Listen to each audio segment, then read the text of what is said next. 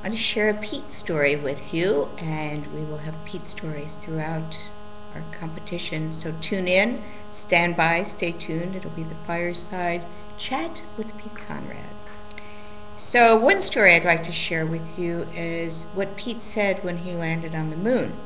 His first words were whoopee, and that was because they had just done a pinpoint landing on the moon, which, when you think about it, is pretty hairy in the first place. It's 240,000 miles from Earth and nothing really to navigate from. There aren't any shadows. But they did have images that were transferred to Johnson Space Center on a surveyor rocket some years earlier, and there was this crater formation that looked like a snowman, so they, of course, called it the Snowman Crater. And those were paper mache images and models that they put in at Johnson Space Center, and that's what those guys studied from.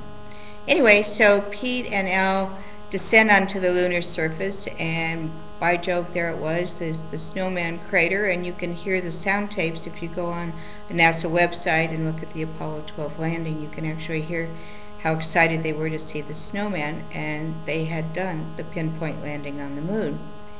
Well, when Pete descended, the whoopee was because they had landed right near that Snowman Crater.